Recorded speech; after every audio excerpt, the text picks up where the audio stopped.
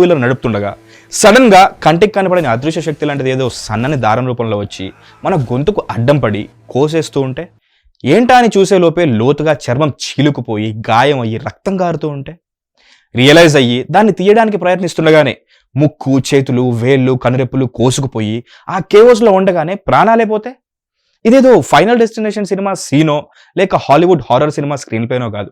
గత 10 రోజులుగా ఇండియాలో ఫ్లైఓవర్ల మీద, రోడ్ల మీద, టెర్రస్ల మీద జరుగుతున్న స్ట్రీట్ ప్లే. పండగతో పాటు వచ్చిన ప్రమాదం కాదు, ప్రాణాంతకం.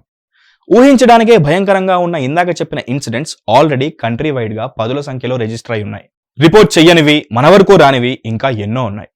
ప్రస్తుతానికి ఈ ప్రమాదం పేరు చైనా మాంజా. మ్యాటర్ ఏంటంటే, ఇండియాలో ఏ పండగ అయినా దాని హడావడి 10 రోజుల ముందు నుంచే మొదలవుతుంది. అలా మకర సంక్రాంతికి ఎగరేసే గాలిపటాల హవా మొదలై ఆల్రెడీ హవాలో ఎగురుతూ అందంగా కనపడుతూ పండగకి అర్లీనెస్ తెచ్చిపెడుతున్నాయి. కానీ మనం పండగని పండగలా సెలబ్రేట్ చేసుకుంటామా? ఎక్స్ట్రీమ్ కి వెళ్ళకపోతే అసలు మనం ఇండియన్సే అవుతామా? దారం కట్టి ఎగరేయాల్సిన పతంగులకి కిల్లర్ థ్రెడ్స్ కట్టి ఎగరేస్తున్నాం. దాని పేరే ఈ చైనా మాంజా.